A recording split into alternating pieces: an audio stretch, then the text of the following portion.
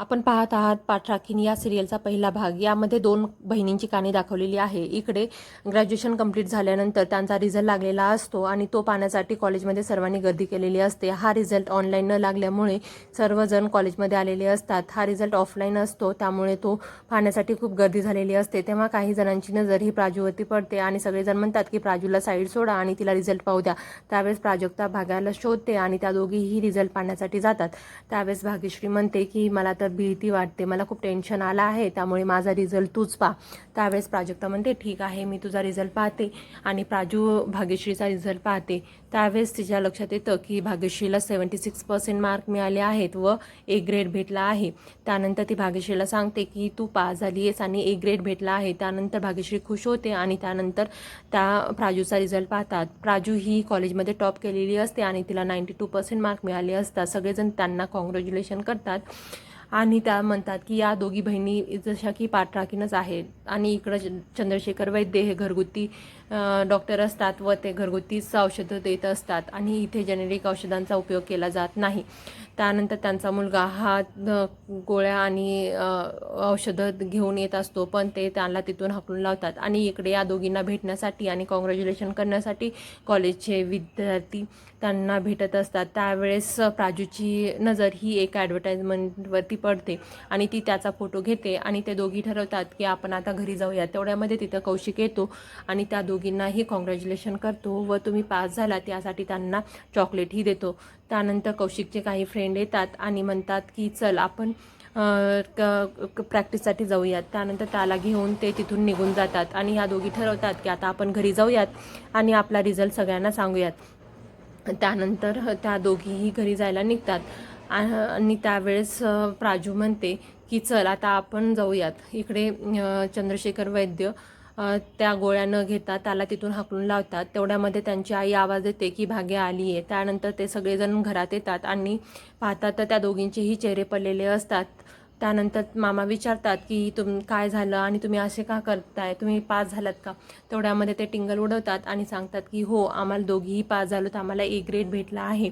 त्यानंतर भाग्याची आई येते आणि भाग्यासाठी बेसनचे लाडू बनवलेले असतात ते तिला खाऊ घालते व तोंड गोड करते आणि म्हणते की मी या घरामध्ये नोकरी नाही आहे। तर मामा तो लाडू घेतात आणि प्राजूला खाऊ घालतात। तेवढ्यामध्ये भाग्या म्हणते की नाही, बेसनची तिला ॲलर्जी आहे आणि परत तिला चेहऱ्यावरती पण पिंपल्स वगैरे येतात, त्यामुळं तिला ते लाडू खाऊ घालू नका। आणि आईला म्हणते की मी तर तुला सांगितले होते की तिच्यासाठी खीर बनव, तू मुद्दा म्हणून केला आहेस ना। त्यावेळेस प्राजू म्हणते अगं भाग्या, असू दे, मी देवापुरची साखर खाऊन तोंड गोड करते।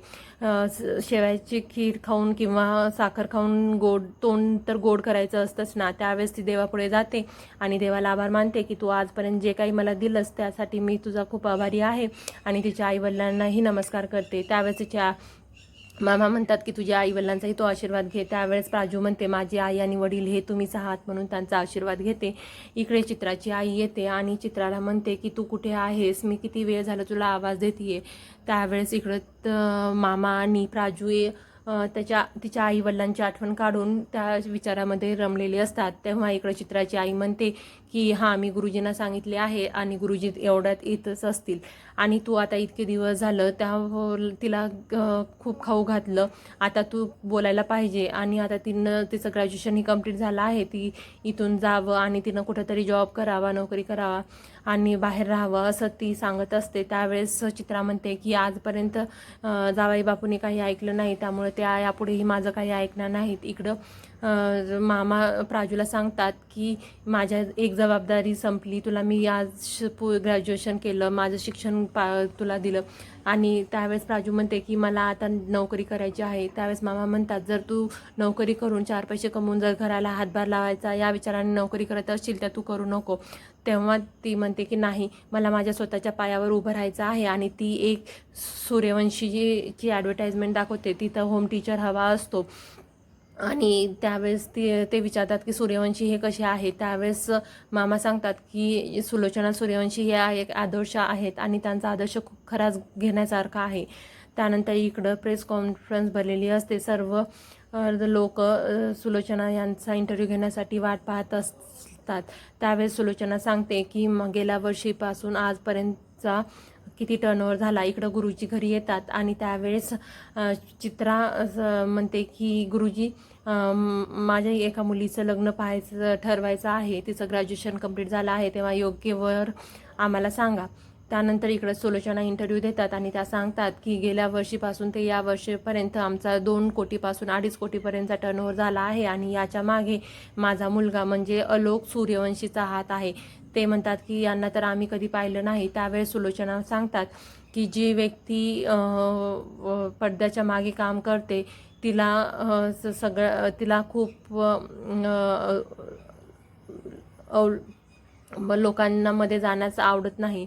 त्यानंतर इकडे तृप्ती ह्या दोन्हीही पत्रिका आणून गुरुजींना देतात. त्यावेळेस चित्रा म्हणते तू या 2 पत्रिका गुरुजींना का दिल्या, फक्त आपल्याला भाग्याचंच लग्न ठरवायचं आहे. त्यानंतर गुरुजी ती पत्रिका घेऊन निघून जात असतात. तेवढ्यामध्ये तृप्ती येते आणि म्हणते की नाही गुरुजी, या दोघींच्याही पत्रिका पहा आणि दोघींसाठीही वर शोधा आणि दोघींचंही एकदा झालं तरी चालेल असं म्हणून, आणि या दोघी नंदा जर घरातून गेल्या तर या घरावरती पूर्ण माझाच राज्य असेल असं तिला वाटतं. इकडं सूर्यवंशीच्या घरा